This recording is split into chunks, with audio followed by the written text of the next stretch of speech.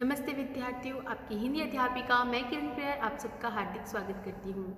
आज हम पढ़ रहे हैं आपकी पाठ्य पुस्तक संचयन भाग 2 का अध्याय टोपी शुक्ला। इस अध्याय को हम 3 भागों में पढ़ेंगे और यह है भाग 1 जो कि आपकी इस किताब का पृष्ठ संख्या 32 से 35। उसके बाद हम 35 के अंतर्गत जो शेष अंश होगा वहाँ से हम भाग 2 में शुरू करेंगे। टोपी शुक्ला पाठ के लेखक है राही मासूम रज़ा। इनका जन्म 1 सितंबर 1927 और मृत्यु 15 मार्च 1992 मानी गई है। इनका जन्म स्थान जो है वो है गाजीपुर जिले के गंगोली गांव उत्तर प्रदेश में हुआ था। अब बात करते हैं जीवन परिचय की। राही मासूम रज़ा जिनका जन्म हमने अभी बताया गाजीपुर जिले के गंगोली गांव में हुआ था और प्रारंभिक शिक्षा दीक्षा जो थी वो गंगा किनारे गाजीपुर शहर के एक मोहल्ले में हुई थी। तो गंगा किनारे जो कि गाजीपुर वहीं उन्हीं के क्षेत्र में उस किनारे के एक मोहल्ले में उन्होंने शिक्षा दीक्षा प्राप्त की थी। अपने व्यक्तित्व के इस निर्माण कला में वे बड़े ही उत्साह से साम्यवादी सिद्धांतों के द्वारा समाज के पिछड़ेपन को दूर करना चाहते थे और उनके लिए वे सक्रिय प्रयत्न भी किया करते थे।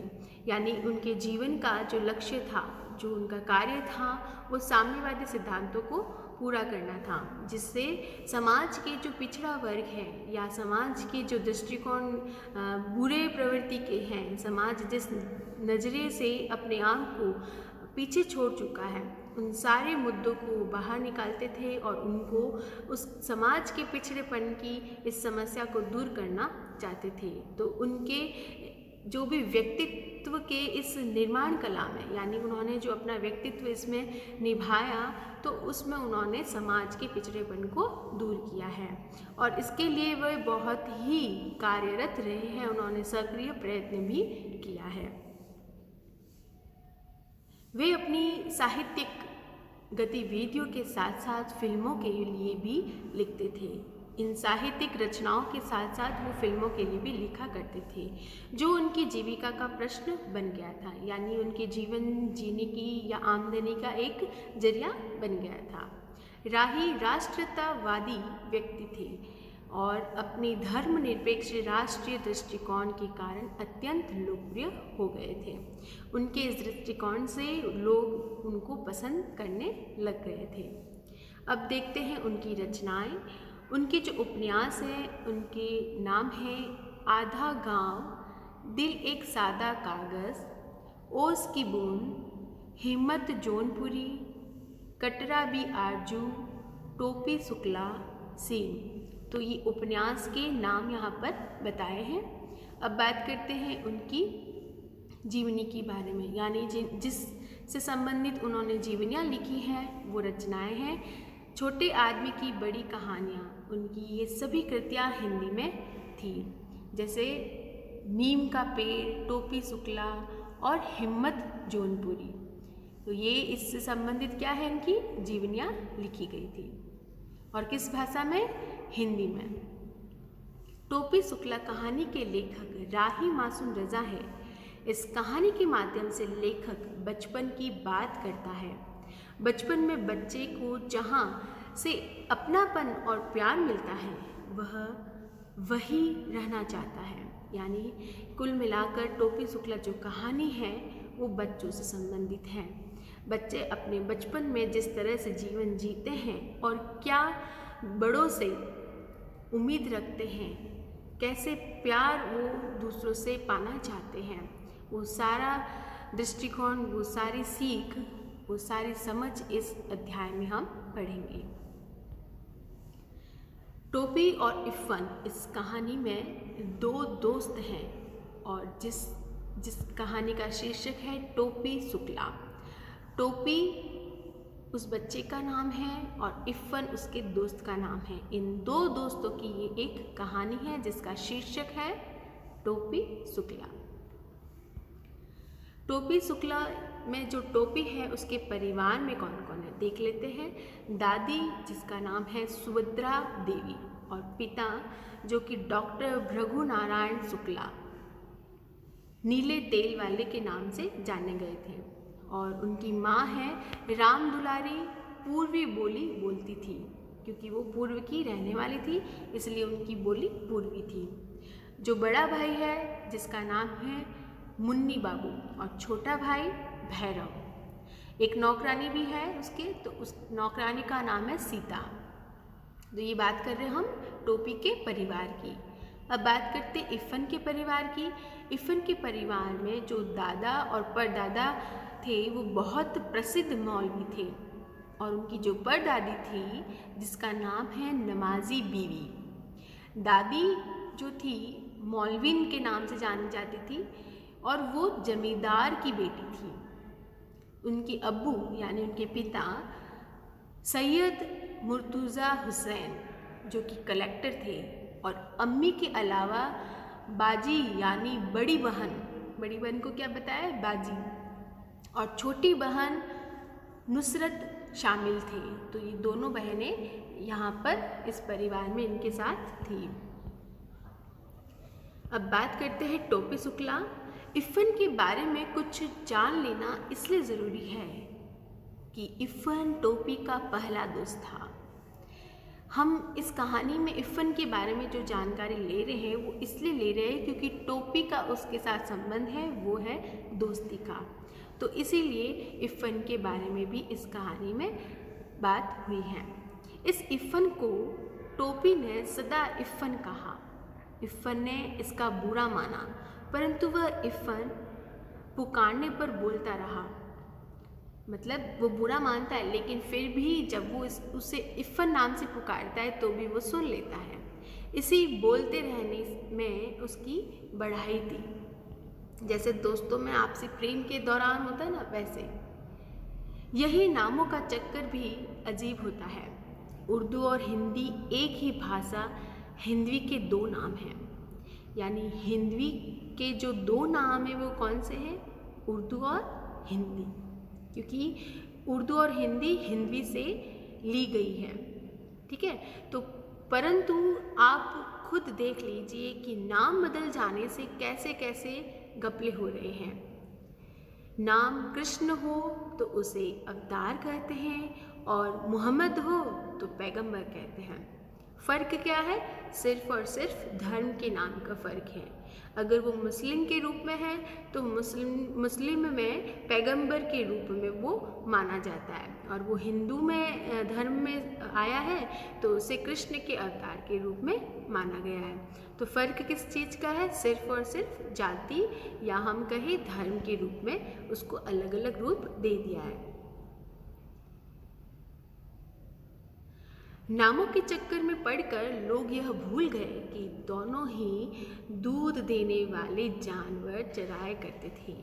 दोनों ही, यानी हिंदू हो या मुस्लिम, ये दोनों ही धर्म वाले क्या कार्य करते थे, जानवर चराने का कार्य करते थे, यानी गौ पालक थे। दोनों ही पशुपति गोवर्धन और ब्रजकुमार थे। ये दोनों बच्चे जो अलग अलग धर्म के हैं, इनकी भी बात अगर करें तो दोनों ही जो ब्रज में रहने वाले थे, ब्रजकुमार थे, गोवर्धन थे, पशुपति थे। इसलिए तो कहता हूँ कि टोपी के बिना इफ़न और इफ़न के बिना टोपी न केवल यह कि अधूरे हैं बल्कि बेनामी हैं। दोनों को एक साथ नाम देना बहुत ज़रूरी है, क्योंकि दोनों ही एक दूसरे के बिना अधूरे ही नहीं बल्कि बिना नाम के बेमानी भी कही जा सकती है। इसलिए इफ़न के घर चलना ज़रूरी होगा। तो अब बात करते हैं इफ़न से संबंधित। इसीलिए इन्होंने कहा कि टोपी का नाम इफ़न से जुड़ा हुआ है, उसके बिना वो अधूरा है, या फिर कहे कि ये हम बेईमानी होगी कि हम उसका जिक्र ना करें। यह देखना ज़रूरी है कि उसकी आत्मा के आंगन में कैसी हवाएं चल रही है, और परंपराओं यानी प्रथा प्रणाली जो बहुत दिनों से चली आ रही हो, उसके पेड़ पर कैसे फल आ रहे हैं। तो ये देखना बहुत ज़रूरी है कि जहाँ वो रहते हैं उसके आंगन में कैसी हवाएं हैं, कैसा वातावरण है, और जो परंपराएं के अनुसार, जो रीत के अनुसार उस समय जो पेड़ लगे थे उस पर कैसे फल आ रहे हैं। आप अपनी किताब के पृष्ठ से भी इसे पढ़ सकते हैं। भाग 2 जहाँ लिखा है उसके आगे मैं पढ़ रही हूँ। इफ़न की कहानी भी बहुत लंबी है, परंतु हम लोग टोपी की कहानी कह सुन रहे हैं, इसलिए मैं इफ़न की पूरी कहानी नहीं कहूँगा, बल्कि केवल उतनी ही सुनाऊँगा जितनी टोपी की कहानी के लिए ज़रूरी है। यानी आपके पाठ्यक्रम में जितनी टोपी की कहानी ज़रूरी है उतनी ही हम इसमें पढ़ेंगे। मैंने इसे ज़रूरी जाना कि इफ़न के बारे में आपको कुछ बता दूं, इसलिए इफ़न आपको इस कहानी में जगह जगह दिखाई देगा। न टोपी इफ़न की परछाई है और न इफ़न टोपी की। ये दोनों दो आज़ाद व्यक्ति हैं। इन दोनों व्यक्तियों का डेवलपमेंट यानी विकास एक दूसरे से आज़ाद तौर पर हुआ है। ये दोनों अलग अलग प्राणी हैं, लेकिन कहे कि दोनों एक दूसरे के बिना अधूरे भी हैं। ये नहीं कह सकते कि इसकी परछाई ये है, जो कार्य ये करता है वो ये करेगा, या फिर ये जो कार्य करेगा वही ये करेगा। नहीं, दोनों ही अपने अपने व्यक्तित्व में अपनी अपनी एक अलग छाप छोड़ते हैं, अपना अपना एक अलग विकास लेकर सामने आते हैं। इन दोनों को दो तरह की घरेलू परंपराएं मिली, क्योंकि दोनों का जन्म अलग अलग घर में हुआ, एक हिंदू परिवार में तो दूसरा मुस्लिम परिवार में। इसीलिए उनकी घरेलू यानी घर की स्थितियाँ भी अलग अलग थी, घर के रीति रिवाज भी अलग अलग थे। इन दोनों ने जीवन के बारे में अलग अलग सोचा, फिर भी इफ़न टोपी की कहानी का एक अटूट यानी न टूटने वाला हिस्सा है। दोनों अलग अलग माहौल में जन्मे हैं, अलग अलग माहौल में पले बड़े हैं, लेकिन उसके बावजूद भी इफ़न टोपी की कहानी का एक अटूट हिस्सा बन गया है। यह बात बहुत महत्वपूर्ण है कि इफ़न टोपी की कहानी का एक अटूट हिस्सा है। ये सबसे ज़रूरी मानी गई है, क्योंकि वहाँ उसकी खास भूमिका ही देखी जाएगी जो कि उनकी मित्रता को घनिष्ठ बनाती है। मैं हिंदू मुस्लिम भाई भाई की बात नहीं कर रहा हूँ। मैं यह बेवकूफ़ी क्यों करूँ?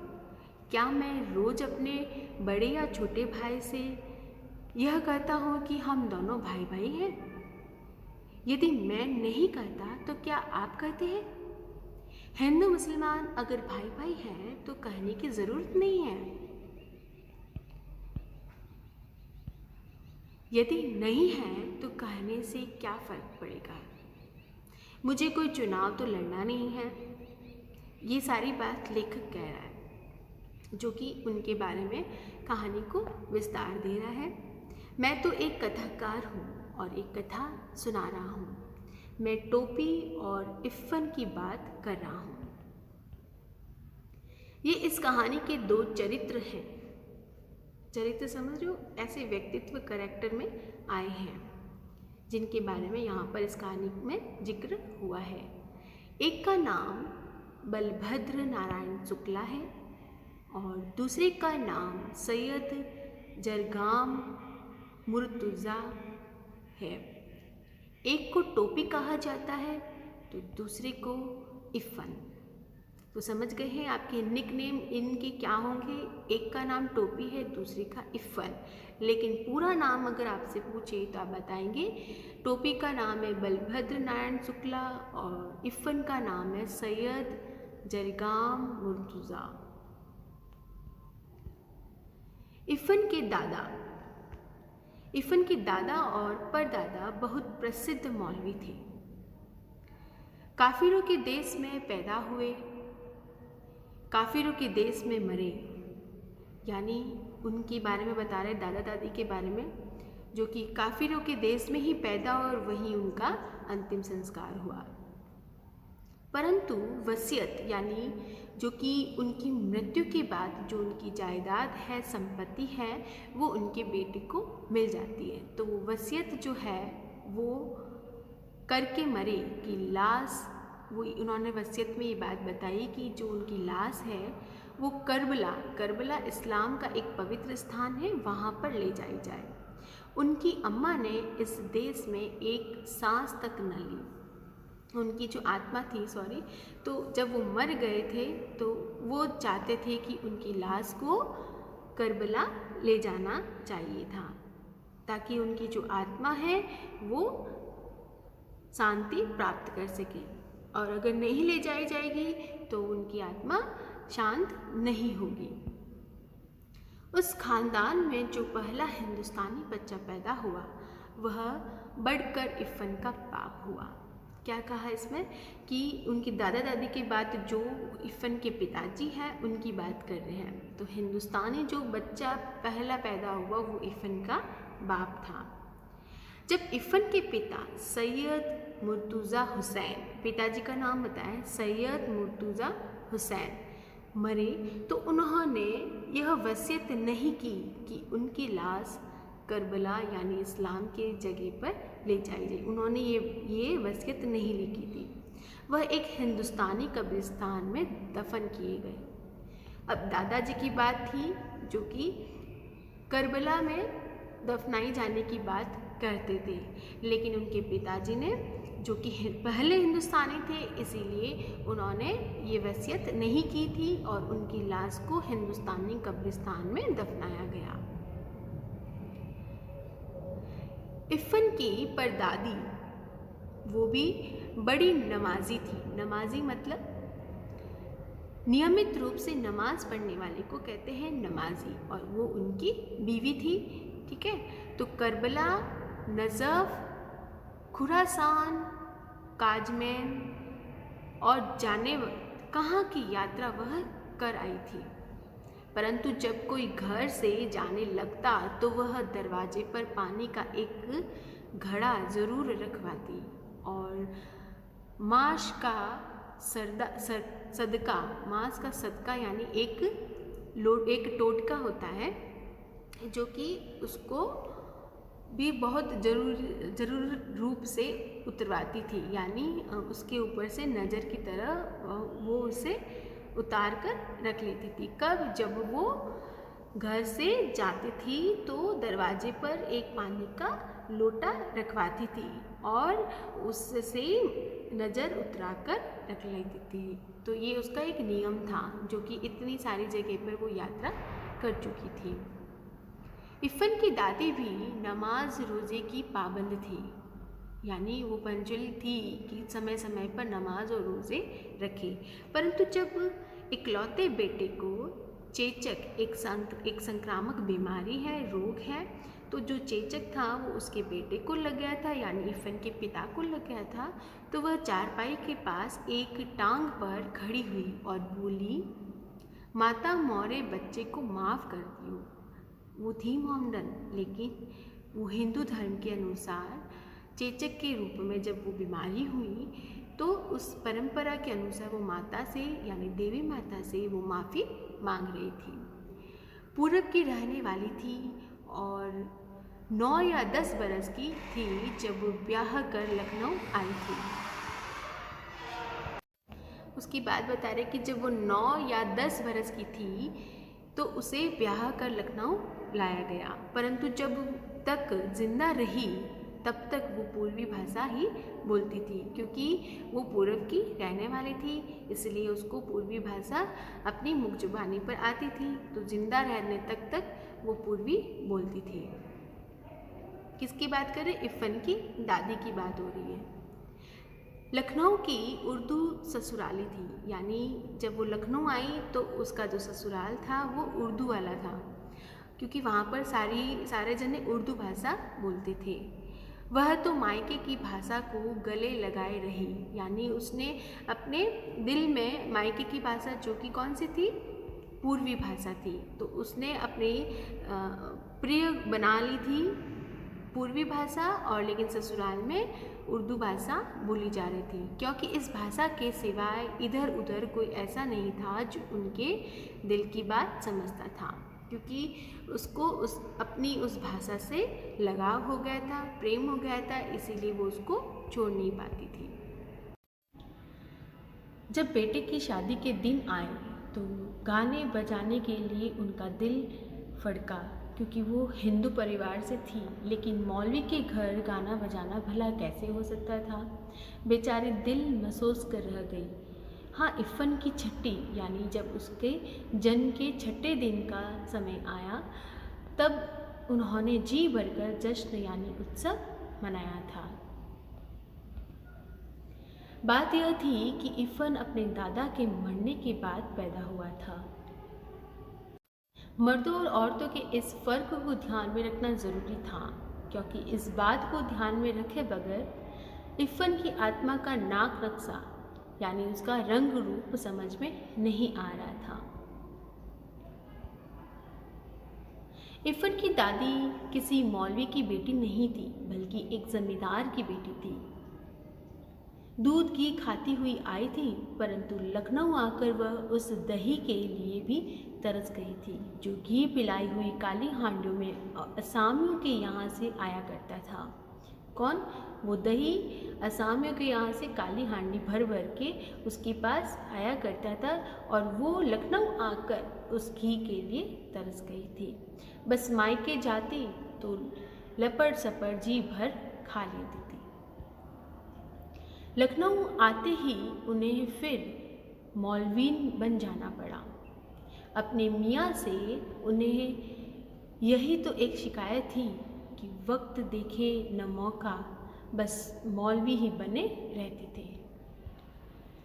ससुराल में उनकी आत्मा सदा बेचैन रही। जब मरने लगी तो बेटे ने पूछा कि लाश करबला जाएगी या नजफ़, क्योंकि करबला उनके ससुराल यानी कि उनके लखनऊ में वहाँ पर जो मौलवी लोग थे वो परंपरा के अनुसार वहीं वसीयत के रूप में लिख के जाते थे कि उनकी लाश को करबला ले जाया जाए। और इसलिए अब उनका पीहर जो था उस धर्म के अनुसार उनसे ये पूछा गया कि कहाँ उनकी लाश को ले जाया जाए। तो बिगड़ गई और बोली, ए बेटा, जौन तू से हमारी लाश ना संभाली जाए तो हमरे घर भेज दियो।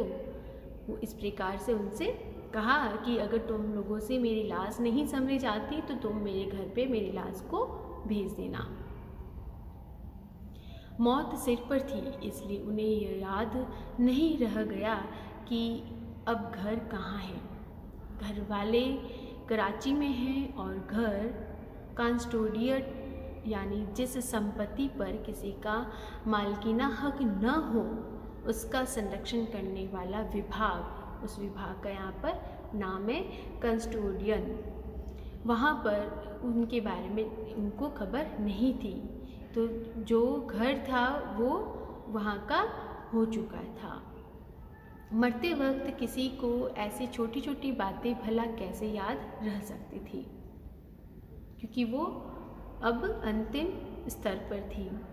उस वक्त जो मनुष्य अपने सबसे ज़्यादा खूबसूरत सपने देखता है, यह कथाकार का ख्याल है, क्योंकि वह अभी तक भरा नहीं है, इसलिए ये विचार उनके हैं। इफ़न की दादी को भी अपना घर याद आया। उस घर का नाम कच्ची हवेली था, जो कि लखनऊ न होकर अपने पीहर की बात है।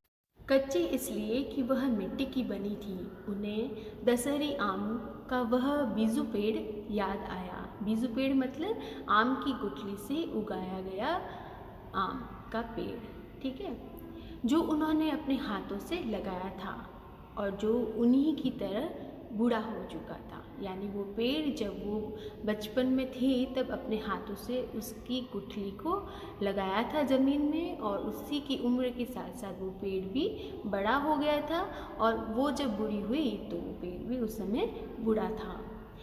ऐसी ही छोटी छोटी और मीठी मीठी बेशुमार यानी बहुत सारी चीज़ें उनको याद आई।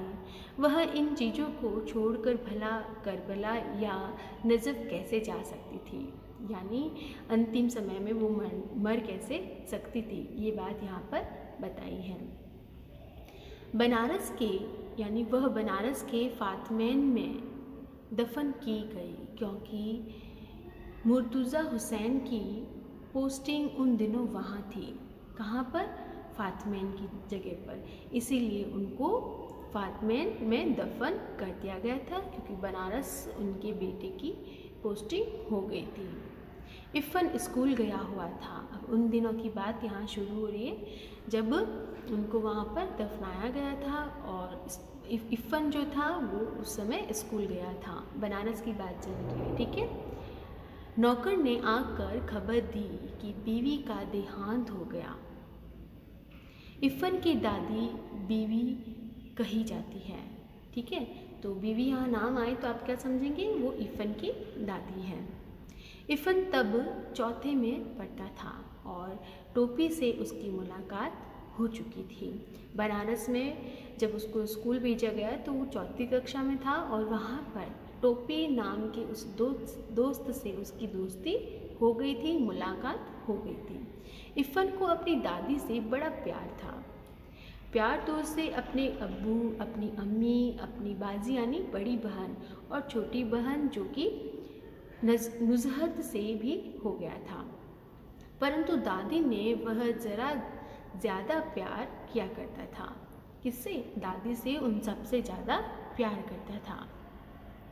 अम्मी तो कभी कभार डांट मार लिया करती थी।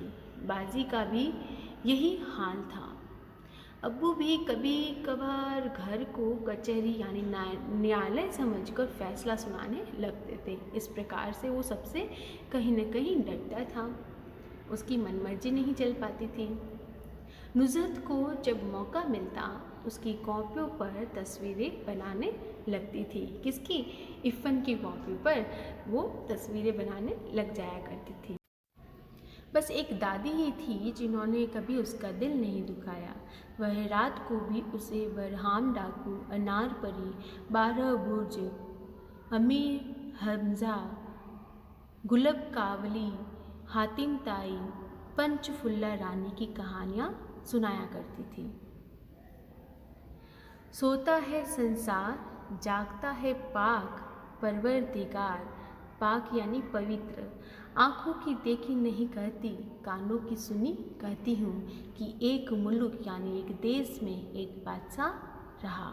इस प्रकार से वो कहानी की शुरुआत किया करती थी। दादी की भाषा पर वह कभी नहीं मुस्कुराया। उसे तो अच्छी भली लगती थी, परंतु अब्बू नहीं बोलने देते थे। कौन सी? उसकी पूर्वी भाषा। बच्चों, इसके आगे पृष्ठ संख्या 35 से ही पहले अंश के आगे का बाकी का शेष पाठ हम भाग 2 में पढ़ेंगे।